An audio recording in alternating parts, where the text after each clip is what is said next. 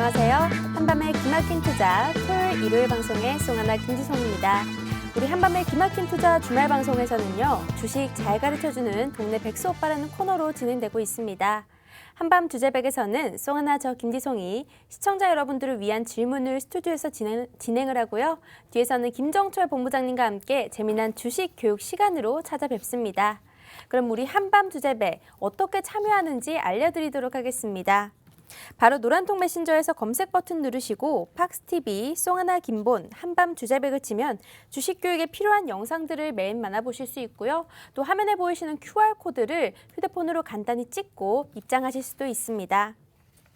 시청자 참여 이벤트도 준비가 되어 있는데요. 팍스 경제TV 시청자 게시판이나 노란톡 너튜브를 통해서 질문을 주시면 저희가 실제 방송 중에 소개도 해드리고요. 채택이 되신 분들께는 주식과 파생상품, 교육 VOD를 선물로 드리고 있으니까 많은 참여 부탁드릴게요. 그럼 본격적으로 시작을 해봐야겠죠. 우리의 주인공 김정철 본부장님 모셔보도록 하겠습니다.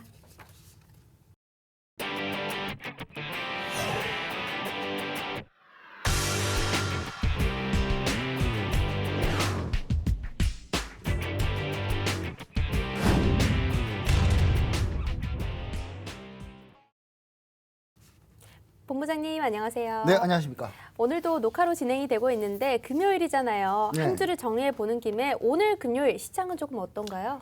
오늘 금요일, 오늘은 네. 노는 금요일은 아니죠. 예, 불금은 왜냐면 네. 불금을 할 수가 없죠. 10시에는 다 집에 가셔야 되니까. 네. 다들 10시 다 집에 가시더라고요. 네. 그래서 금요일 날 일단 주식시장 자체가 원래 안 좋습니다. 원래 항상 전통적으로 금요일 시장은 뒤로 가면 안 좋아요. 근데 오늘은 상당히 금요일장이면 토요일, 일요일이 시기 때문에 불확실성이 노출되기 때문에 네. 불확실성을 싫어하는 곳들이 매도를 많이 하거든요. 그러면서 안 좋은 게 보통인데 금요일 날 오늘은 뒤로 갈수록 좋습니다. 지금 현재 뒤로 갈수록 좋은데 오늘은 전약 후강의 장으로 현재 가고 있는데 코스피는 약간 낙폭을 좀 다시 늘렸고요. 코스닥은 이제 플러스 전환해서 현재 플러스 전환해서 버티고 있는 중입니다. 근데 이제 오늘 시장 자체는 나스닥이 3%나 밀렸기 때문에 우리나라 시장에서 정말 오늘 힘드는 거 아니냐 했는데 뭐 그렇게 힘든 장은 아닌 것 같고요. 전반적으로 약간 특징적으로 테마 쪽으로 많이 올라오고 있는 그런 상황이고 전반적으로 화학주도 상당히 강하고요.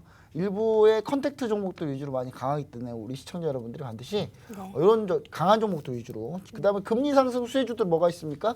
은행주 이런 것도 계속 잘 버티고 있어요. 그래서 그런 종목들 위주로 좀 보험용으로 좀 몇 개는 좀 가지고 계셨다가 진행하시면 어떨까 이런 생각을 좀 해봅니다. 네, 알겠습니다. 금요일 시장 브리핑 한번 들어봤고요. 다음은 우리 한밤 주제백 노란톡 메신저 주요 내용도 확인을 해봐야 될 텐데요. 저희 한밤 주제백은 오픈 채팅방 검색창에서 한밤 주제백, 팍스TV 한밤 주제백 검색하시고 들어오셔도 되고요. 화면에 보이시는 QR코드를 휴대폰으로 간단하게 찍고 입장하실 수도 있습니다. 그러면 우리 노란톡 메신저 주요 내용 한번 보도록 할까요? 네, 일단 최근에 우리가 가장 관심 있었던 건 뭐겠습니까? 어제 상장한 SK 바이오사이언스 따상 같죠, 따상. 네. 따상 가니까 그냥 따상 갔다고 그냥 분명히 얘기했어요, 그냥. 따상 무조건 갈 거라고 얘기 드렸는데 사실 우리 방에서는 이 SK 바이오사이언스에 대한 관심 별로 없고요. 우리는 HLB. HLB에 저희가 집중을 했잖아요. 네. 급락했을 때 제가 뭐라 그랬습니까? 열변을 토하면서 맞아요. HLB 잘 모르는 거다 이거. 사람들이 잘 모른다. 이거 그래서 제가 표까지 다 보여드리면서 임상 데이터까지 다 보여드리면서 제가 얘기 드렸잖아요. HLB 플러스 전화했습니다. HLB 무상증자하고 플러스 전화했어요. 네. 그래서 지금 엄청나게 올라왔습니다. 거의 한 30% 올라온 거거든요. 자, 그랬더니 시청자 여러분들이 주로 이제 무상증자에 대해서 이제 자꾸 물어보시면 많더라고요. 화면을 보시면은 이제 보시면은 잘 부탁합니다 님이 HLB 감사합니다. 버텨 수익으로 돌아왔습니다. 예. 이제 그러면서 SNK를 물어보셨는데 SNK는 하지 말아라. 네. 뭐 이렇게 좀 얘기 드렸고요. 그 다음에 이제 콘솔 회사 게임인데 콘솔 회사 게임이 전망이 좋지 않다 이렇게 좀 얘기를 좀 드렸었고 이제 주로 HLB 무상증자 주식은 뭘 신청해야 받는 건가요? 주식수가 급락했을 때 그대로인데 기다리면 주식계좌 알아서 넣어주는 건가요? 주식을 몰라 여쭤봅니다. 네, 무상증자라는 건요. 네. 공짜로 주식을 주는 거예요. 근데 무상증자를 되는 권리락 기간이 있어요. 그러니까 예를 들면 내가 무상증자를 받으려면 그 주식을 계속 며칠간 들고 있어야 되는 거예요. 그 들고 있는 사람들 기준으로 권리를 줘서 주식을 더 주는 거거든요. 근데 주식 수가 늘었기 때문에 가격은 당연히 권리약돼서 가격이 반토막이 쳐지겠죠. 네. 2배로 나오면, 그러니까 한 주 갖고 있으면 한 주 더 준다라고 하면 그럼 2배가 되겠죠. 주식도 2배가 되기 때문에 당연히 주가는 반토막이 납니다. 나중에 한 주가 들어와요. 네. 지금 당장 안 들어올 뿐이에요. 곧 들어옵니다. 아, 제가 네. 이제 노란톡 메신저에 방금 전에 사진을 하나 업데이트를 했어요. 네. 맨 밑으로 한번 내려보시겠어요? 제가 가지고 있었거든요. 아, 가지고 있었군요. 네, 그랬더니 수익률이 또 이만큼 났더라고요. 역시 좋더라고요. 예. 네. 밥을 좀 한번 사셔야 될 것 같은데.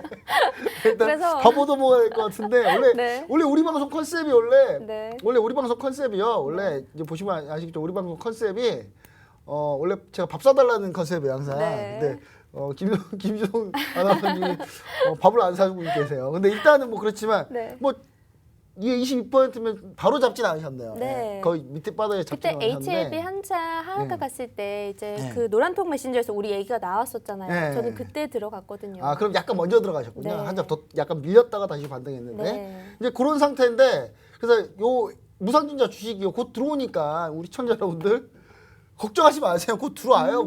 주식 더 들어옵니다. 지금 네. 더 들어와요. 언제 들어오냐? 날짜가요. 이렇게 돼 있습니다. 날짜가 지금 보시면은 한 4월 1일 날 들어오는 걸로 알고 있거든요. 상장일이 4월 1일입니다. 우리 김유성 아나운서는 상장 그 4월 1일 되면 네. 수익이 2배로 늘겠네요. 오. 예.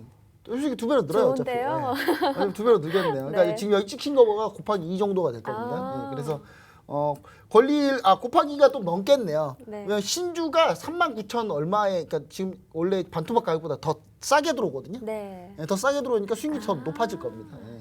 그래서 일단 저는 요 무상증자 관련해서 얘기를 좀 다 드렸어요. 그래서 무상증자 관련해서 얘기를 드렸으니까 무상증자는 그냥 공짜로 주는 거다. 예. 기다리면 준다. 기다려라. 왜 이렇게 공시 내용이 다 있잖아요. 공시 내용이 다 있는데 우리 시청자 여러분들이 상장일 뭐 이런 게 무슨 말인지 구분이 안 돼가지고 이제 그러신 경우가 있는데 저는 그래서 저희는 이미 SK 바이오사이언스는 아웃 오브 안중이다. 예, 우리는 HLB만 보고 있었다. 네. 이렇게 좀 얘기를 좀 드리고 싶습니다. 자, 그 다음에 저희가 이제 노란통 메신저에서 다양한 얘기들이 있었는데 지금 보시면 아시겠지만 부자대장님이 진 매트릭스 들고 있는데 아스트라제네카 부작용 때문에 자꾸 떨어지네요. 지금 손절하는 게 나을까요? 단타로 치고 빠지기 좋은 종목은 뭐가 있을까요? 부자대장님은 주식을 하시면 안 될 것 같은데 이 진 매트릭스가요 코로나 초창기에 해먹었던 주식이에요. 이미 보시면 아시겠지만 코로나 초창기 때 올라오기 시작했죠. 네. 3월부터. 그래서 지금 11월에 고가 찍었어요. 끝난 종목입니다. 이건 더 이상 할 필요가 없는 종목, 보시면 안 되는 종목인데 이 종목을 계속 들고 있다. 예. 진매트리스 제가 진단키트랑 치료제 관련주 이미 다 끝났다고 세 달 전에 얘기했나요? 제가 네. 세 달 전에 얘기했던 것 같은데 이걸 지금까지 들고 계시면 어떡합니까? 그래서 이제 제가 좀 뭐라고 했어요. 좀 안 좋게 좀 얘기를 했습니다. 정신 차리시라고. 네. 예. 가끔 정신 차리라고 얘기도 많이 합니다. 그 다음 미국 금리가 예상되는 게 증시 안정화 주네요. 어떤 이유 때문인가요? 노란통 메신저에 이렇게 질문이 올라왔는데 수익 어게인님 제가 10번을 통해서 한 2주 동안 이 얘기를 했어요. 그러니까 VOD를 제가 올려드리겠습니다. 한번 보시면 좋을 것 같아요. 그러면 다 이해되실 겁니다. 자, 그 다음 원자재 가격 기사 급등 보고 황금 ST 매수했는데 원자재 기사가 많이 났더라고요. 근데 오늘 급등했는데 언제 매도하면 좋을까요? 자, 황금 ST. 자, 황금 ST 원자재 관련주입니다. 관련주인데 문제는 제가 봤을 때는 이 종목 같은 경우는 원자재 가격이 추가로 급등할 가능성이 있습니다. 근데 이 종목이 갈 가능성은 그렇게 높다고 보진 않아요. 그래서 저는 지금 신고가 돌파 현재 하는 상황이잖아요. 그래서 간단하게 현재 이 종목이 올라올 때 보시면은 이런 걸 좀 잘 보셨으면 좋을 것 같아요. 이 종목은 60일선에서 한 번 지지 2번 받았죠. 그래서 저는 지금 이 종목 같은 경우 손절가를 어디로 잡으면 되느냐? 간단하게 60일선 깨지고 잡으면 돼요. 이 정도로 잡으시면 됩니다. 저 7,300원 정도. 7,300원 정도 손절가 잡으시고 손절가 안 하면 무조건 홀딩. 해서 수익률이 계속 높아지고 있다. 그럼 20일 이평선 대응. 20일 이평선 떨어지면 바로 그냥 매도한다. 생각으로 덤비시면 상금했을 때 그냥 편안하게 보유할 수 있습니다. 이렇게 보시면 좋을 것 같아요. 네, 알겠습니다. 자, 노란통 메신저 주요 내용 한번 확인을 해봤고요. 다음은 우리 시황 이슈 짚고 넘어가는 시간 갖도록 하겠습니다. 전 세계적으로 코로나 감소세가 주춤하고 있지만요. 그래도 백신 접종률이 올라주면서 희망이 올라가고 있습니다. 그러면서 이제 백신 여권 등 다양한 경제 재개와 관련된 이야기들이 쏟아져 나오고 있는데요. 지금 코로나 상황은 어떻고 이에 대한 투자 아이디어나 관련주들 대응 전략은 어떻게 짜보면 좋을까요? 네, 일단 뭐 한 번씩 매주 하고 있는데 네. 지겨워서 이제 정말 하기 싫지만 우리 시청자 여러분들 노란통 메신저 오픈 채팅방 한밤주잘백에 항상 이제 계시면서 네. 매주 코로나 확진자 숫자 그래프를 보고 계세요. 예, 보고 계시는데 여러분도 지겨울 겁니다. 근데 저도 지겹지만 보겠습니다. 일단 자 지겹기 때문에 약간 표를 약간 바꿔봤어요. 좋은데요. 바꿔봤는데 네. 일단 보시면 아시겠지만 전 세계 확진자 수는 살짝 반등을 했다가 살짝 꺾였습니다. 약간 꺾였어요. 이 모든 거의 주범은 누구냐? 약간 유럽에서 약간 다시 확진자가 좀 다시 늘어났어요. 네. 미국은 어느 정도 통제를 하고 있습니다. 미국은 좀 다시 꺾였거든요. 근데 유럽이 자유하고 방종을 구분을 못하는 것 같은데 일단은 지금 유럽이 좀 확진자가 다시 올라오는 상황이에요. 그리고 이제 주요국 감염자 현황을 보면은 미국이 정말 압도적으로 많습니다. 압도적으로 많고요. 브라질이 많고 프랑스가 많고 그 다음에 이제 인도가 많은데 지금 이렇게 쭉 순위가 있죠. 한국은 이걸 뭘 보시면 좋을 것 같냐면 전주 대비 늘었냐 아니면 올랐느냐를 보시면 좋을 것 같아요. 전주 대비 전 세계는 좀 떨어졌고요. 미국은 떨어졌고 보시면 프랑스와 인도가 늘었고요. 독일이 늘었습니다. 한국은 약간 늘었죠. 도대체 한국은 왜 400명대로 밑으로 왜 못 갈까요? 일단 사회적 거리두기 좀 많이 했으면 좋겠습니다. 다시 잘했으면 좋겠고요. 국가별 접종률을 보시면 아시겠지만 영국이 가장 높습니다. 원래 이스라엘이 제일 높은데 이스라엘은 그냥 제외. 이스라엘이 거의 다 맞았거든요. 이제 제외. 그다음 나머지 이제 영국, 미국, 스페인 순으로 이렇게 쭉 있고요. 신규 백신 접종 추이를 보시면은 전 세계적으로 이제 미국이 가장 이제 빠르게 올라가고 있고요. 영국은 아스트라제네카 백신 논란 때문에 그런지 약간 주춤하고 있어요. EU가 특히 주춤하고 있는데 아스트라제네카 백신에 대해서 혈전 관련 반응이 나온 부분이 뭔가 부작용이 있는 거 아니냐. 근데 결론 어제 다시 뭐라 그랬습니까? 그냥 맞자. 네. 맞는 게 이익이 훨씬 크다라고 그냥 했어요. 그러면서 그냥 별거 없이 끝났습니다. 그 별거 없이 끝났기 때문에 전 세계적으로 백신 접종 추이는 좀 계속 높아질 것이다 보고 있는데요. 최근에 이제 백신 비자 얘기가 나오고 있어요. 네. 백신 맞고 백신에서 반응 나오고 그 다음에 항체 완성된 다음에 음성 나오면 해외 가도 된다. 이게 지금 나오고 그래서 있어요. 백신 비자군요. 백신 비자, 백신 비자를 주자. 근데 네. 합리적이에요. 네. 주로 관광을 하고 싶다. 못 가겠죠, 당연히. 네. 해외 주재원들, 기업 하시는 분들은 그래도 요 백신 비자로 가는 게 좋지 않냐. 네. 기업 하시는 분들, 기업 주재원들 이런 분들은 해외에 있어야 되니까 어쩔 수 없이 상주해야 되니까요. 그래서 이런 부분들이 이제 서서히 하나씩 풀리면 백신 이꼴 해외여행 가는 이게 성립될 수도 있어요. 그러면 젊은이들이 많이 맞겠죠. 해외 가고 싶으니까. 정말 저 따뜻한 남쪽 나라 그립습니다. 그럼 본부장님도 맞으실 거예요? 저 하와이 가고 싶어요. 죽겠어요, 진짜. 하와이 좀 편하게 와이키키 하면서 좀 이렇게 파도 타고 있으면 좋을 것 같은데 그립습니다. 그리운데 일단은 백신 비자가 관련주들이 좀 있습니다. 뭐냐면 이제 관광 관련주들이 있죠, 대부분이. 네. 그리고 저는 이 밑에 걸 좀 보시면 아시겠죠. 대중국 화장품 수출이 1, 2월에 무려 40%가 늘었습니다. 중국 사람들이 네. 화장을 다시 하기 시작하고 있는 거예요. 화장을 다시 한다는 건 뭡니까? 마스크를 서서히 벗고 있다. 네. 벗고 있다는 거죠. 일단 호텔 신라가 사실 이제 중국이 면세 패권을 가져가려고 많이 노력을 하고 있어요. 그러니까 우리나라가 면세 패권이 꽤 강한 나라인데 네. 우리나라 면세 거점이 한동안 우리가 계속 안 하다 보니까 중국이 이제 이 면세점 패권을 다 갖고 싶어서 이제 이쪽으로 허브를 이동시키려고 하는 움직임들이 많이 있습니다. 명품 매장도 다 데리고 오고 있고요. 근데 이제 호텔 신라가 이것 때문에 주춤했어요. 주춤했는데 오히려 기회다. 호텔 신라는 주가가 거의 안 올랐거든요. 해도에도 너무 안 올랐어요. 그래서 저는 백신 비자 나오는 순간 어떻게 됩니까?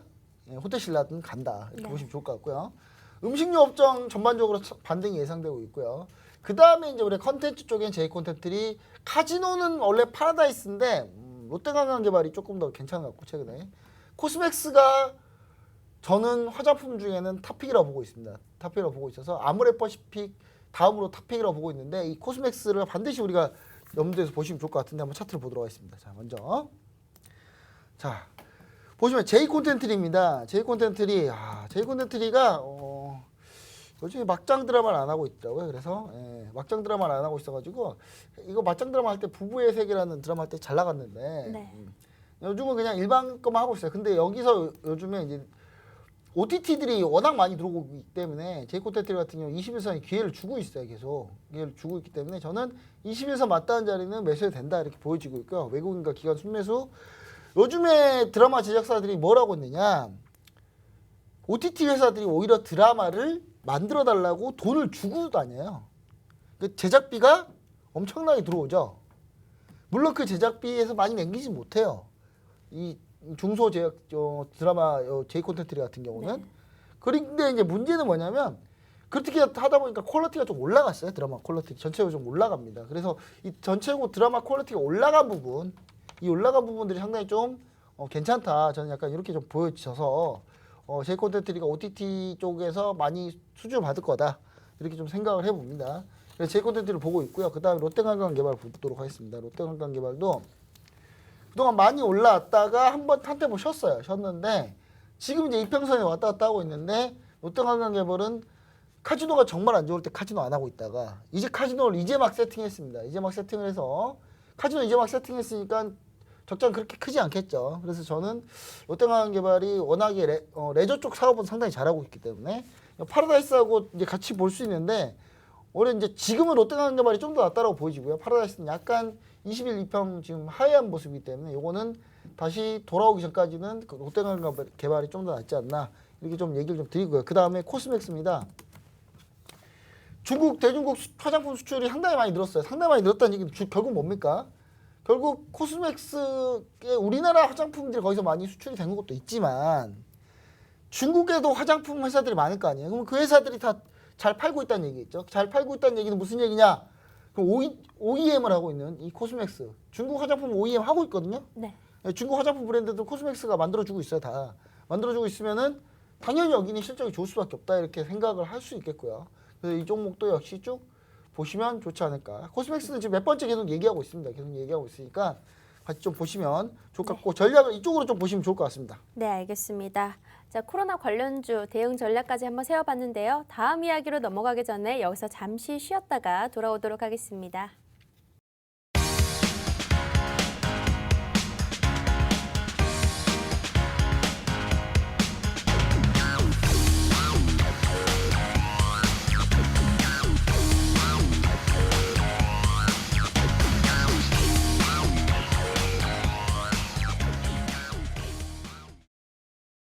재테크 정보가 모두 모여있는 곳.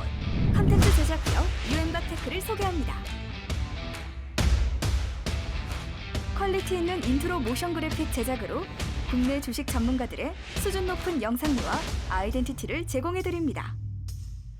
핵심적인 내용을 보다 간결하게, 주식 차트의 핵심적인 내용을 키워드와 이슈로 그래픽, 편집, 더빙 등을 통하여 초보부터 일반인까지 보다 알기 쉽게, 전문가의 컨텐츠를 보다 더 정확하게, 재테크의 기본, 부동산 컨텐츠를 통하여 일반인들도 보다 쉽고 재밌게 다양한 유튜브 컨텐츠를 제작해드립니다. 감각 있는 디자인 컨셉, 썸네일 제공까지 다양한 정보 컨텐츠가 모여있는 곳. 재테크 영상기업 유엠박테크. 본 방송에서 제공하는 정보는 투자 판단에 대한 조언일 뿐 해당 종목의 가치 또는 상승 하락을 보장하지 않습니다.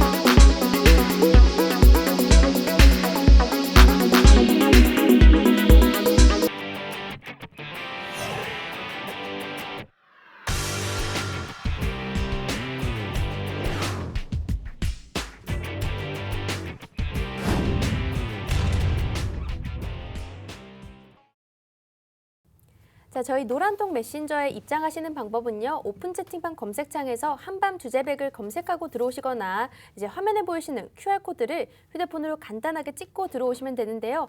들어오시면 여러분들의 어려운 종목 상담부터 시작해서 이 방송에 나가는 자료들까지 무료로 올려드리고 있으니까 지금 한번 입장해 보시면 좋을 것 같습니다.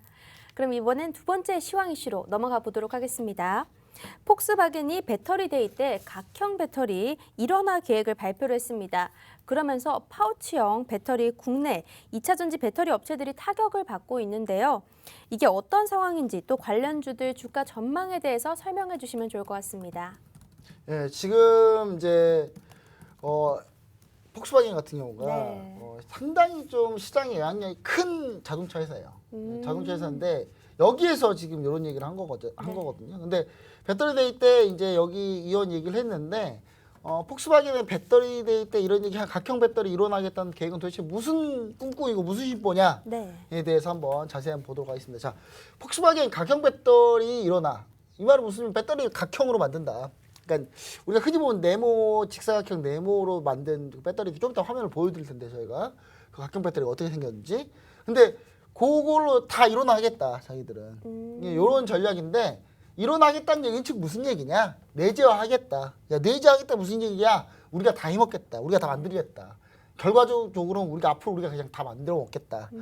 우리가 어차피 만들어야 제일 싸다. 이런 생각을 하고 있는 거죠. 즉 배터리 생산을 자체적으로 하겠다는 얘기입니다. 이거는 테슬라의 전략하고 똑같아요. 테슬라도 어차피 배터리 내재화를 하려고 하고 있고. 그러면 이제 전 세계적으로 작년에 LG화학의 배터리 양력이 엄청나게 높아졌습니다. 네. 뭐냐면 테슬라하고 폭스바겐이 빌어야 돼요. 가서. 야, 우리 물량 좀 줘. 우리 배터리 우리도 좀 줘. 그러면 LG화학이 막 그냥 너 마음에 들면 줄게. 야, 이런 상황이었어요. 예. 네. 막 영국의 제규어 같은 경우는 제규어가 자동차 회사 제규어 있지 않습니까? 네. 제규어 같은 경우는 LG화학에 울고 불고 막 매달리고 막 애걸복걸 해가지고 겨우 받았어요. 예. LG화학이 야 우리 당장 너한테 팔 거 없어. 네. 우리가 너가 언젠가 돌아올 거 언제까지 기다릴 거야. 그래서 언제까지 제규어 기다리다가 겨우 받았습니다. 근데 이제 LG화학이 이렇게 너무 영향력이 세지니까 LG화학 영향을 좀 줄여야 되겠다. 왜냐하면 배터리 가격 협상에서 상당히 밀리겠죠. 완성차 업체들이. 완제품 배터리 회사한테 계속 밀리는 거예요. 그래서 이제 결국 폭스바겐은 노스볼트가 스웨덴에 있는 배터리 회사입니다. 스웨덴에 있는 배터리 회사인데 기술력은 별로예요. 사실. 기술력은 별로 좋지는 않습니다. 노스볼트하고 협업해가지고 2030년까지 약 40기가와트 공장을 6개를 설립하기로 했습니다. 지금 무슨 얘기냐? 폭스바겐이 직접 노스볼트하고 조인트 벤처 해가지고 배터리 회사를 만들겠다는 거예요. 그 자기들이 배터리 회사 하겠다는 거죠. 자, 그리고 이 폭스바겐이 물론 폭스바겐 차밖에 없는데 그게 뭐 대단한 건가요? 폭스바겐이 아우디, 포르쉐, 람보르기니, 벤틀리 다 폭스바겐 거예요. 아, 그랬나요? 전부 다 폭스바겐 거예요. 오. 그냥 전 세계에 지나가는 차의 절반은 폭스바겐 거라고 보시면 돼요. 그냥 네. 브랜드 중에. 자, 폭스바겐 같은 경우가 브랜드 파워가 상당히 크기 때문에 그래서 이제 좀 문제인데 그게 나쁜 짓 하다가 또 한번 크게 걸렸잖아요. 네. 폭스바겐이 배기가스 한번 조작해가지고 나쁜 짓도 하고 그런 회사예요. 근데 일단은 각형 통합 배터리로 만들면 뭐가 좋냐? 원가가 떨어져요. 뭐든지 대량 생산 규격화 단위로하면은 원재료 가격이 떨어집니다. 생산 가격이 떨어져요. 생산 가격이 떨어져야 전기차를 보급할 수 있다는 게 폭스바겐의 전략입니다. 즉 테슬라를 잡기 위해서는 네. 가격을 후려쳐야 된다는 생각을 하고 있는 거예요. 가격을 후려쳐야만이 네. 자기들이 이길 수 있다. 지금 가격 가지고 안 된다는 거죠. 테슬라 차 가격이 좀 더 싸니까. 네. 자기들이 원래 폭스바겐 포르쉐에서 타이칸 같은 거 타이칸이라고 그 전기차 나왔거든요. 네. 1억 5천만 원이에요. 누가 사요 그걸? 물론 저는 사고 싶습니다만 돈이 없어서 일단 근데 이런 거를 전기차 보급을 좀 활성화시키려면 이제 약간 활성화시키는 차까지 이제 내보내려면 좀 더 가격이 싸야 된다. 그래서 현재 전기차 보급 활성화 전략으로 충전소 사업까지 현재 진행하려고 폭스바겐은 하고 있어요. 하고 있는데 보시면 아시겠지만 요게 지금 각형 배터리입니다. 이게 각형 보시면 알지만 이렇게 네모난 직각으로 돼 있죠. 이 각형 배터리를 넣자라고 하는 거고요. 각형 배터리, 그러니까 우리나라 LG화학하고 SK이노베이션은 파우치형입니다. 삼성 SDI가 각형 배터리 하고 있고요. 네. 네, 원통형도 있고 뭐 다양하게 있습니다. 자, 보시면 아시겠지만 최대 셀 디자인의 한 15%를 단가를 좀 줄이겠다라는 게 목표고, 그 다음에 프로덕션 프로세스에서 한 10% 줄이겠다. 그 다음에 나머지에서 20%, 배터리 시스템 컨택트에서 5%, 비용을 최대 50%까지 현재 줄이겠다. 원 가격을. 그러면 경쟁력이 생길 거다, 전기차가. 그래서 이제 지금 이제 어떻게 구성이 되어 있냐 보시면 되냐면, GM하고 LG하고는 뭐 이제 어쩔 수 없이 끈끈하게 갈 수밖에 없어요. GM의 볼트 전기차 같은 경우는 LG하고 전부 다 납품을 하고 있고, LG화학이 원래 폭스바겐 여기저기 다 하고 있었어요. 다 하고 있었는데 LG화학은 약간 좀 미국 쪽에 약간 집중을 해야 되는 상황이 됐고, 이제 물론 BMW가 삼성 SDI랑 현재 하고 있고요. 그 나머지 뭐 벤츠나 이런 애 다음러는 뭐 LG화학, 그 다음에 뭐 CATL 다 같이 하고 있습니다. 폭스바겐이 물량 대수가 제일 많은데, 노스볼트하고 CATL로 완전히 그냥 중국의 CATL이에요. 예. 이상하게 짱게 이렇게 좋은 CATL을 좀 좋아해요. 중국 회사들. 네. 예, 중국 회사 좋아하고 있는데, 중국에서 배터리 폭발 자주 하는데 폭스바겐이 감당이 될란가 모르겠습니다. 저는. 예. 일단은 노스볼트하고 CATL로 집중했고, 도요타는 어차피 파나소닉, 일본 같은 일본. 예, 자기 나라 거밖에 안 좋아하니까 어차피. 예. 파나소닉이 품질이 그렇게 좋지도 않아요. 옛날에 파나소닉이 전 세계 배터리 1위였어요. 예. 1위 뭐합니까? 다 따라잡혔는데 우리한테. 예, 일단 기존 2차 전지 업체들은, 한국의 2차 전지 업체는 타격이 좀 불가피하다. 각형 배터리를 진행하고 있는 삼성 SDI가 수혜를 본다고 하는데, 네. 저는 폭스바겐이 삼성 SDI 각형 배터리한테 수혜를 주려고 이걸 하는 게 아니에요. 결론은 뭐냐? 그냥 우리가 다 해먹겠다는 거예요. 그냥 우리가 다 해먹을 거야. 너네 그냥 우리가 배터리 업체 만들어서 우리가 할 거야. 결국 삼성 SDI가 당장 좀 수혜는 보겠지만 결론적으로 길게 수혜를 볼 수 있는 힘든 구조예요. 그래서 삼성 SDI 주가가 오늘 안 좋은 겁니다. 예. SK이노베이션은 완전히 지금 울고 있죠, 완전히. 아니, SK이노베이션이 폭스바겐 ID3 전기차 배터리 만든다고 미국 조지아 공장에 3조 원을 투자했는데, 네. 폭스바겐이 갑자기 각형 배터리로 바꿔버렸어요. SK이노베이션 완전 바보 됐죠. 네. 안 그래도 지금 LG화학한테 소송 져가지고 지금 몇 조 단위로 물어줘야 되는데, SK이노베이션이 그래가지고 살려달라고 네. 이제 미국 조 바이든 대통령이랑 상원 의원한테 편지도 쓰면서 빌었어요. 이거 조 바이든 대통령이 거부권 행사해 주세요. 네. 그때 LG화학이 뭐라 그랬냐? 그러니까 SK이노베이션 논리는 뭐냐면, 우리가 이거 소송해서 이 비용 지불하고 그러면 이 조지아 공장 못 만든다. 미국에 일자리를 창출 못한다. 미국 국민들한테 우리가 일자리를 창출하고 돈을 투자하고 싶은데 우리가 그걸 못하고 있다. LG화학이 이제 그런 얘기를 해요. 그냥 우리가 할게, 그냥. 그러면 이 공장 우리가 만들게요. 그냥 SK이노베이션 신경 쓰지 마세요. 거부권 행사하지 마세요. LG화학이 오히려 SK이노베이션 이렇게 나오니까 조지아 공장을 자기들이 만들겠다. 그냥 LG화학 만들어도 돼요. 그냥 GM이 계속 쓰고 있기 때문에. 근데 SK이노베이션은 누구한테 파냐고요, 이제. 2025년까지 폭스바겐에 팔라고 조지아 공장을 만들 수는 없잖아요. 네. 네, 그래서 지금 물론 파우치형에서 각형으로 전환하면 됩니다. 전환은 그렇게 어려운 건 아닌데 좀 시간이 걸리죠. 라인 설비랑 다 바꿔야 되니까. 그래서 2025년 이후에는 폭스바겐의 점유율이 좀 떨어질 걸로 보이는데, 그러면 우리가 지금 여기서 보면 그러면 삼성 SDI도 안 되면 그럼 종목을 뭘 봐야 됩니까? 우리나라 2차전지 다 망하는 겁니까? 아니겠죠, 당연히. 왜냐하면 우리나라 2차전지 LG화학의 대표적인 양극재 납품회사인 포스코케미칼 같이 밀렸어요. 네. 예. 그런데 중국의 CATL과 그 다음에 노스볼트나 다른 데 납품하는 회사들이 있어요. 그 회사들은 당연히 타격이 없겠죠. 둘 중에 누가 이기든 이기면 하면 돼. 아무나 그냥 이기든 말든 전체 파이만 커지면 되잖아요. 이런 회사들은. 그런 회사들은 결국은 계속 수혜를 볼 거다. 심지어 흑연응급제를 현재 쓰고 있는데, 실리콘 응급제가 상당히 기술력이 뛰어난 기술력이거든요. 이 실리콘 응급제를 이번에 폭스바겐 그룹 포르쉐에서 타이칸의 실리콘 음극재가 적용이 됐어요. 이 회사가 누가 있냐? 이걸 만든 회사가 있어요. 이거를 제가 노란통 메시지에서 공개를 하도록 하겠습니다. 너무 노란통 궁금해지는데요. 메시지에서 네. 결국 이 회사는 폭스바겐의 수혜를 받는 회사인 거죠. 우리나라 회사예요. 우리나라 회사고 이미 어떤 회사인지 제가 입이 근질근질 얘기하고 싶은데 노란통 메시지에 올려드릴게요. 그럼 앞으로 좀 더 장기적으로 봐도 되는 그 종목이라는 종목은 거네요. 아무 상관이 없는 거죠. 오. 그 종목 주가를 보시면 아시겠지만 오히려 네. 지금 폭등하고 있어요. 지금 폭등 정도는 아니고요. 지금 약간 오르고 있습니다. 네. 아마 이걸 일요일 날 퍼뜨려주면 네. 퍼뜨리면 아마 급등이 나오지 않을까라는 생각하는데 그 전에 우리가 먼저 해야 되겠죠? 네. 네, 이 종목은 제가 노란통 메신저 오픈 채팅방 한밤주잘배 검색하시고 들어오시면 제가 알려드릴 거고요. 자, 이게 보시면 이게 네. 포르쉐 타이칸이에요. 이쁘게 생겼죠. 어우, 네. 예쁘네요. 이미 나왔습니다. 출시돼 네. 있어요.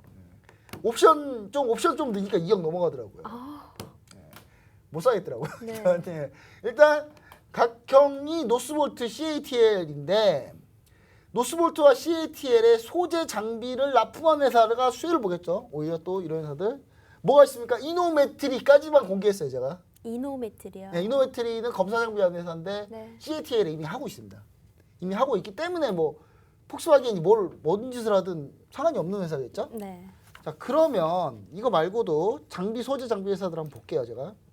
자, 먼저 포스코 케미칼 보겠습니다. 포스코 케미칼. 현재 포스코 케미칼은 LG화학에 집중되어 있는 회사입니다. 그래서 포스코 케미칼도 나중에는 좀 바꿔야 되겠죠. 많이 다변화해야 되겠죠. 포스코 케미칼 역시 같이 밀렸습니다. 밀렸는데 오늘 반등 나온 거고요. 반등 나와봐야 조금 나왔네요. 자, 그 다음에 오히려 PNT 같은 장비 회사는 롤트롤 장비 회사는 이런 장비 회사들은 결국은 장비는 다 납품하거든요. 그러니까 결론적으로 이 PNT 같은 장비 회사들은 저점 놔주고 반등하면 매수해도 된다라고 봅니다. 오히려 전혀 이 폭스바겐 각형 배터리하고 별로 연관되거나 관련되어 있거나 뭐 피해를 보지 않아요, 전혀. 근데 이노메트리를 보면은 이노메트리는 검사장비에서 오늘 급등했어요, 또 오히려. 네, 오늘 급등했죠, 오늘 10%까지 찍고 밀렸네요. 자, 근데 이노메트리는 그동안 너무 주가가 안 갔어요. 그동안 너무 주가가 안 갔기 때문에 다른 종목들 지금 다 갔는데도 2020년에 8월 이후에 주가가 거의 안 올랐거든요. 예. 오히려 다른 종목들은 이때 다 올랐어요. 근데 완전히 이때 안 올랐고 심지어 이 회사는 이제 검사 장비인데 이 회사가 이노메트리가 잘 되려면 뭐 어떻게 되냐. 자꾸 배터리에 불이 나야 돼요. 네. 배터리에 불이 나면 배터리가 불어나니까 저 검사를 많이 받을 거 아닙니까? 배터리에 불이 잘 안 나고 있죠. 근데 결국은 배터리 검사하는 게 이제 배터리가 폭발할지 안 할지에 대한 검사를 하는 게 결국 의무화가 돼 있고 대부분이 검사를 다 무조건 합니다. 무조건 하는데 그래서 조금 더 늘리려면은 이노메트리 같은 경우는 상당히 좀 수혜를 보고 있다. 이렇게 보시면 좋을 것 같고 실적이 좀 안 좋아졌는데 다시 실적이 복귀하고 있다. 이렇게 네. 좀 보시면 좋을 것 같습니다. 그래서 이노메트리 같은 경우는 상당히 좀 매력 있는 네. 현재 가격대에 있다. 이렇게 보시면 좋을 것 같습니다. 네, 알겠습니다. 국내 2차 전지 배터리 업체 관련주들 전망까지 한번 알아봤는데요. 자, 다음 이슈로 넘어가 보도록 하겠습니다. 최근 쿠팡의 나스닥 상장으로 벤처 기업들 중에 성공한 유니콘 기업들의 나스닥 상장 열풍이 이어지고 있습니다. 그러면서 관련주들이 급등하는 모습을 보이고 있는데 어떤 기업들이 있는지 또 관련주는 어떤 게 있는지 한번 알아보는 시간 갖도록 하겠습니다. 네, 오늘 제가 네. 쿠팡을 한번 네. 여러분들 쿠팡이라는 회사는 아는데 쿠팡이 어떻게 설립되고 어떻게 커왔는지는 모르시는 분들 많을 거예요. 그래서 제가 쿠팡의 시작이 어떻게 됐는지부터 해서 쿠팡이 과연 우리나라 기업인지 미국 기업인지 그다음 쿠팡은 도대체 미래는 어떻게 될 것인지 네. 그다음 쿠팡이 쏘아올린 이 조그만한 이 나스닥 상장 이 이슈가 나중에 어떤 영향을 미칠 건지 한번 제가 보여드리겠습니다. 일단은 쿠팡은 어떤 기업인가 한번 볼게요. 쿠팡 김범석 회장님. 김범석 회장님이 쿠팡을 만드셨어요. 예, 이분이 한국에서 태어나셨어요. 태어나긴 한국에서 태어나셨는데 아버지가 현대건설 다니셔가지고 네. 주재원으로 미국 가셨다가 미국에서 미국 국적이신 분이죠. 예. 이게 쿠팡이 시가총액이 한 100조 정도 됐거든요. 네. 100조에서 좀 밀렸죠, 다시. 예, 밀렸는데 김범석 회장님이 이제 한 10% 정도 지분을 갖고 있어요. 10조 원 정도 되시는 거예요, 자산이. 그럼 우리나라 부자 1등이거든요. 네. 그렇겠네요. 우리나라 부자 1등이냐? 근데 우리나라 부자 1등이 안 되겠죠. 네. 이 사람 미국 사람이니까. 한국 사람이 아닙니다. 네. 미국인이에요, 미국인. 여러분, 이 김범수 회장이 한국 사람처럼 있지만 절대로 한국 사람이 아니라는 거. 미국 분이십니다. 예, 쿠팡은 결론 무슨 어느 나라 회사? 미국 회사예요. 예, 미국 회사고 경영진 다 미국 사람입니다. 예. 우리나라 회사가 전혀 아니에요. 근데 왜 우리나라 회사 인척하는 거죠? 저는 잘 모르겠습니다. 일단 우리나라 회사가 전혀 아닙니다. 예. 쿠팡에서 뭐 하나 하잖아요. 그럼 미국에 갖다 돈 바치는 거예요. 제가 얘기 드리자면. 자, 하버드 정치학과 입학을 하셨습니다. 이분 좀 공부를 잘하셨어요. 네. 예. 공부 되게 잘하시게 생기셨죠. 근데 보통은 하버드에 딱 들어가잖아요. 제가 가본 적은 없지만, 예. 이제 갈 성적도 안 되고요. 가본 적도 없지만, 졸업하기가 힘들어요. 이 졸업하기 힘든데 이분은 머리가 천재셨는지 네. 커런트 잡지사를 창업을 해요. 대학생 때. 오. 이거를 뉴스위크에다 팝니다. 잘 키워가지고. 이때부터 무슨 대학생인데 부업으로 회사 만들어서 회사를 M&A로 매각을 했어요. 뭔가 이렇게 어릴 때부터 뭔가 싸게 보였던 분이죠. 네. 자, 근데 이 김범수 회장님이 이제 이후에 보스턴 컨설팅 그룹, 엄청 유명한 회사죠. 컨설팅 회사에는 거의 최고죠, 거의. 이 회사에 입사를 해요. 하버드 나왔으니까. 네. 하버드 나왔으면 이 정도는 할 수 있겠지, 당연히. 이후 빈티지 미디어를 또 창업을 해요. 오래 안 다니고, 이분 잘 회사 다니는 거 별로 안 좋아하는 것 같아요. 그래서 이제 네. 빈티지 미디어를 다시 창립해서 이것도 다시 팝니다. 마치 흡사 누굴 보는 것 같습니까? 앨런 머스크를 보는 것 같아요. 앨런 머스크 계속 맞아요. 회사 만들었다 팔면서 돈 모아가는 과정을 보는 것 같죠. 예. 물론 그보다는 좀 적게 벌었겠죠. 그리고 많이 벌지 못하셨어요. 근데 이제 그때 2000년대 2010년도 초였을 거예요. 이때 네. 그룹폰이 소셜 미디어가 좀 인기였어요. 2000년대 초에. 소셜 커머스가 뭐냐? 네. 여러 명이 많이 살수록 가격이 떨어지는 거예요. 옛날 소셜 커머스로 뭐 기억나실 거예요. 저도 좀 기억이 나는데 네. 2010년 초에 제가 뭐 이렇게 여자친구랑 데이트를 하는데 네. 이제 데이트하면서 이제 어디 하나 뭐 사놓으면 그게 여러 명이 사면 가격이 좀 떨어지더라고요. 오. 처음에는 맛집도 많고 막 그랬어요. 네. 근데 뒤로 가니까 그냥 아무 가게나 다 붙여놓은 것 같더라고요. 그래서 실망도 많이 하고 그러면서 이제 그룹폰 소셜 커머스가 인기였는데 이걸 카피 앤 페이스트 전략으로 우리나라에 들어옵니다. 네. 이걸 우리나라에 맨 먼저 들어온 게 티켓몬스터가 먼저 들어왔어요. 티켓몬스터가 먼저 들어왔고요. 네. 티켓몬스터 대표는 신현성 대표님인데 이분 한국 분이세요. 예. 그러니까 티켓몬스터가 좀 컸으면 참 좋았을 텐데라는 생각을 해보는데 이분도 근데 머리가 뛰어나시죠. 와튼 MBA 나오셨습니다. 펜실베니아 주립대학원 나오셨어요. 역시 공부를 다 잘해야 되나 봐요. 공부를 잘해야 훌륭하신 분이 되시나 네. 봐요.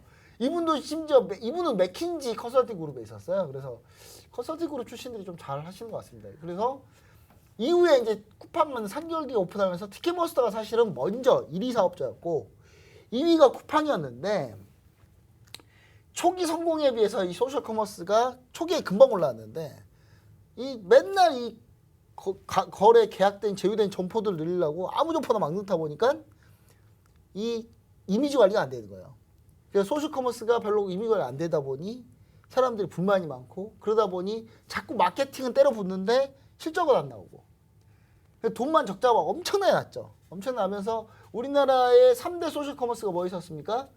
먼저 티켓몬스터, 티몬, 그 다음에 쿠팡, 위메프 이렇게 있었는데 이 3사가 경쟁만 죽어라다 보니까 네. 결국은 이제 적자가 엄청나게 심했죠. 근데 요때 이제 쿠팡이 과감하게 이커머스로 바꿔버립니다. 네. 그러니까 소셜 커머스에서 소셜을 없애버리고 이커머스를 그냥 합니다. 근데 이때 이커머스에 누구누구가 있었냐? 우리나라 유명한 이커머스 3대 강자가 있잖아요. 옥션, 지마켓, 실몬가. 이미 이커머스의 강자들이 있는데 쿠팡이 바꾼 거예요. 네. 쿠팡이 김범수 회장님 참 저거 제정신인가 했거든요, 사람들이. 음. 근데 이때 쿠팡은 이 김범수 회장님이 이분이 네. 아마존을 딱 눈여겨보고 있었어요. 그냥 아마존이 하는 거 다 따라하기 시작합니다. 그래서 김범수 회장님 저는 사람들이 뭐 뛰어난 분이라고 물론 뛰어나신 분인데 네. 카피를 잘하십니다. 정말 카피를 정말 잘하시는 아마존은 그대로 따라해요. 예. 특별한 아이디어는 없어요. 그냥 아마존하고 거의 똑같이 하고 있습니다. 지금 현재 아마존이 풀필먼트 시스템으로 물류 시스템을 개혁하면서 크게 올라왔는데 네. 보통 미국은 물건을 사면 며칠 만에 도착한지 아세요? 제가 이제 미국에 있었을 때 네. 15일 정도 걸려요. 오. 근데 아마존이 네. 이 풀필먼트 시스템을 도입하면서 이틀에서 3일로 줄여놨습니다. 굉장히 많이 줄었네요. 그 미국은 근데 땅덩어리가 너무 커가지고 2, 3일 내려온 것도 정말 빨리 온 거예요. 근데 우리나라 이거를 그대로 쿠팡이 그대로 따라합니다. 그 따라해서 근데 이 풀필먼트 시스템 자체가 어떻게 하는 거냐면 약간의 인공지능이 필요해요. 그게 뭐냐면 밤에 사람들이 주로 어떤 결제를 많이 하더라의 통계 데이터를 가지고 네.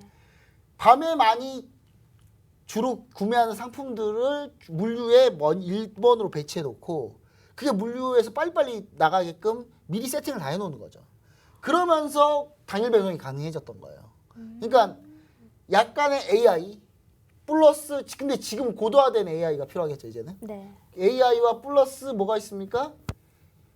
쿠팡에서 혹시 결제해 보신 분 다 아시겠지만 쿠팡은 쿠팡페이? 네, 쿠팡은 그냥 뒤에 뭐 카드 뭐 누르고 자시고 할 게 없어요. 네. 그냥 결제 버튼 누르고 바로 결제해요. 네. 근데 이거는 다 할 수 있습니다. 근데 왜 다른 업체들이 왜 안 했냐? 만약에 그렇게 결제 제도를 만들어 놨는데 사고가 터지면 그 이커머스가 책임을 져야 되거든요. 근데 근데 쿠팡은 어떻게 한 겁니까? 그 정도 책임질 수 있어 뭐. 그래봐야 돈 얼마 된다고. 예, 그거 한두 개 뭐 오류나봐야 뭐 충분히 우리가 할 수 있어. 하면서 가버렸어요. 그러니까 사람들이 결제가 편하니까 쿠팡을 많이 쓰죠. 물론 저는 아예 안 씁니다 쿠팡을. 예, 저는 택배 기사분들과 함께 하기 때문에 저는 쿠팡이 상당히 안 좋은 문화가 많다고 생각하기 때문에 저는 맞아요. 쿠팡을 불매운동하고 있는 입장이에요. 네. 저는. 논란이 근데, 많죠. 예. 근데 약간 저는 그런 입장인데 네. 쿠팡을 별로 안 좋아합니다. 안 좋아하는데 이제 쿠팡 같은 경우는 근데 이제 그런 부분에 대해서는 좀 뛰어난 기업이다 이렇게 보시면 좋을 것 같아요. 근데 쿠팡이 사실은 그러면서 계속 적자가 나고 있었어요. 곧 숨통이 끊어지려고 하고 있었죠. 네.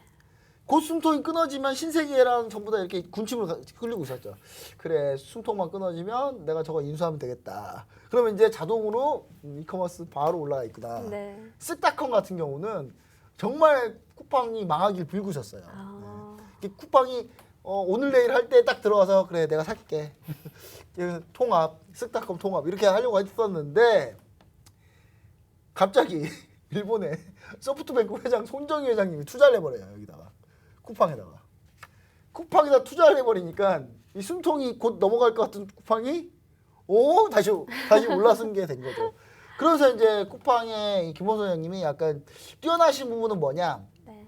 개발자들을 엄청 고용해가지고 이 쿠팡의 개발 AI와 그다음 예를 들어서 AI뿐만 아니라 UI나 고객이 쓰는 UI 그다음 이런 걸 엄청나게 개선합니다.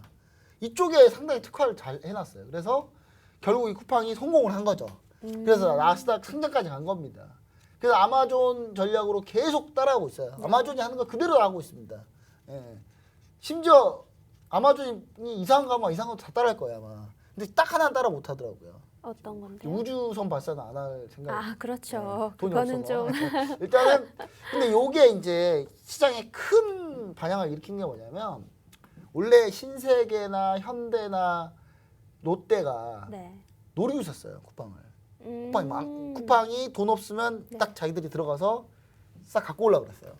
근데 일본의 손정희 회장이 그냥 투자해서 상장까지 해버리고 오히려 이제 쿠팡은 조 단위의 돈이 몇 조 원이나 되는 투자금을 현재 가지고 어디다 투자할지 고민하고 있는 상황이에요. 그럼 쿠팡이 아마존 전략을 쓴다는 건 무슨 얘기냐? 다 휘어잡겠다는 거예요. 한국에 있는 모든 이커머스를 싹 다 천하통일 하겠다. 미국은 아마존 말고는 거의 살아남은 회사가 없으니까. 네. 그러니까 근데 이제 그러면 이제 오히려 대기업들, 유통 강자들, 기존 유통 강자 대기업들이 오히려 떨고 있는 거죠. 이제. 큰일 났다. 쿠팡이 만약에 아마존대로 저렇게 가면 결국 자기들은 고사당할 건데. 잘 되지도 않는 오프라인 주구장창 할 수밖에 없는 상황인데 온라인에서 그럼 빚을 못 볼 텐데 이런 이런 불안감이 결국은 신세계하고 네이버가 연합하게 만든 겁니다. 사실 네이버는 현재 우리 시청자 여러분 네이버로 요즘 뭐 검색합니까? 저는 너튜브로 검색 많이 해요. 네, 저도 네. 그런 것 같아요. 별로 딱히 네이버가 이제 실생활에 필요한 게 많이 없어졌어요. 물론 네이버가 AI, 인공지능, 라인, 뭐 메신저 이런 거 경쟁적인 거 많이 있습니다만은 가장 기본적인 포털이 네이버가 밀리고 있어요 지금. 그 네이버가 약간 이상해요 좀. 약간 이번에 그 리더들이 잘 못하는 것 같아요. 막 약간 정치적 성향도 이상하고, 네. 예, 종잡을 수도 없고 막 이쪽 약간 좀 네이버는 좀 변화가 필요한데 이 네이버가 그나마 가장 강력하게 갖고 있는 게 바로 이 쇼핑이거든요. 쇼핑 1위가 전체 1위 네이버예요. 그다음 2위가 현재 쿠팡인 거고. 이 1위 네이버는 네이버가 이 쿠팡한테 밀릴 것 같으니까 결국은. 네. 그럼 밀릴 것 같으니까 방법이 뭐밖에 없습니까? 연합할 수밖에 없어요. 그래서 신세계와 이번에 손을 잡는 거죠. 신세계와 손을 잡고 신세계 인터내셔널이 그래서 주가가 급등했던 겁니다. 신세계 인터내셔널이 네이버하고 쇼핑 연합했을 때 가장 수혜를 크게 볼 수 있거든요. 해외 물건 직구를 하기 때문에 이 회사 같은 경우 몰에 거는 의류 이런 건 다 하는 것이에요. 그래서 네. 신세계 인터내셔널이 최근에 계속 올라왔고요. 그리고 이걸 통해서 우리는 뭘 볼 수 있느냐? 그럼 이제 신세계랑 네이버 연합, 롯데는 또 어디랑 연합할 건지, 그다음 현대몰은 어디랑 연합할 건지 우리가 유심히 보시면 될 것 같고, 그 다음에 추가적으로 동남아의 배달어플 차원통이라는 회사가 있습니다. 그래푸드라고. 예, 거의 차원통일 했어요. 동남아 다 이거 쓰고 있습니다. 근데 이 회사에 투자한 회사가 바로 DPC하고 미래에셋 벤처 투자가 있습니다. 미래에셋 벤처 투자는 다른 데도 다 투자를 하도 많이 해놔서 마켓컬리도 투자 많이 했어요. 미래에셋 벤처 투자는 아예 그냥 추천주로 보시면 좋을 것 같고, 마켓컬리가 나스닥 상장 기대감이 있으면 당연히 관련주들 지난번에 얘기 드렸지만 추가적으로 리디북스도 역시 나스닥 상장을 노리고 있어요. 리디북스 관련주 뭐 있습니까? 예, 컴퍼니 K가 있어요. 컴퍼니 K. 카카오 자회사 두나무가 만든 게 뭐 있습니까? 업비트를 만들었거든요. 업비트가 두나무에서 만든 건데 두나무가 이 개발 기획회사예요. 카카오 증권도 역시 두나무가 만든 거고, 이 회사가 현재 나스닥 상장 추진 중입니다. 그러면 이제 카카오가 수혜를 보겠죠. 예, 관련주들 너무 많아요. 네. 예, 노란통 메시지에서 공개하겠습니다. 네, 알겠습니다. 정말 관련주들 궁금하신 분들은요, 지금 바로 이 노란통 메신저에 입장해 주시면 되는데요. 오픈 채팅방 검색창에서 팍스TV 한밤 주잘배 검색하시거나 화면에 보이시는 QR코드를 휴대폰으로 찍기만 하신다면 간단하게 입장이 가능하십니다. 자, 그러면 우리가 이번 화를 맞춰볼 건데요. 다음 회에서는 우리가 어떤 내용으로 찾아뵐 거죠? 네, 일단 노란통 메신저에 제가 이제 그 나스닥 상장이 예정하거나 노리고 있는 종목들에 대한 관련주들을 좀 정리해서 올려드릴 거고요. 네. 다음 화에서는 우리 칼리님이 네. 예, 영상을 하나 찍어갖고 갖고 올 겁니다. 그러면 매매 영상인데 그분은 좀 잘하는 분이니까 네. 나도 저렇게 할 수 있겠지 뭐라기보다는 네. 저런 식으로 하는구나 이렇게 보시면 좋을 것 같고, 그다음 해외 주식 유망 종목을 추가적으로 소개해드리고 ETF, ETN 교육 추가적으로 더해드릴 겁니다. 네. 그래서 이 부분 보시면 좋을 것 같고, 그다음 상반기 중소형주 중에 유망한 종목들 꼭 이번에는 네. 항상 시간이 없어서 여기까지 못 가고 있어요. 네. 꼭 이번에는 소개해드리도록 하겠습니다. 네, 알겠습니다. 그 칼리님에 대해서 간략하게 소개 가능하실까요? 예, 칼리님 같은 경우는요, 네. 트레이더 회사에서 상당히 좀 오랫동안 있었고요. 딜러 출신이시고, 그러다 보니까 이제 매매 상당히 잘 하십니다. 해외 선물 상당히 잘 하시고요. 네. 그래서 해외 선물이나 파생 상품 위주로 하시니까 네. 시청자 여러분들이, 제가 너무 바빠갖고 많이 방 관리 못 하거든요. 그래서 우리 시청자 여러분들은 칼리님이 잘 대응할 거니까 네. 해외 선물 관심 있으신 분들 꼭 함께 하시면 좋을 것 같습니다. 네, 알겠습니다. 자, 오늘 한밤 주잘백 준비된 내용은 여기까지입니다. 다음 회에도 우리는 주린이 분들께 유익한 내용으로 찾아뵙도록 할게요. 시청해주신 여러분 고맙습니다.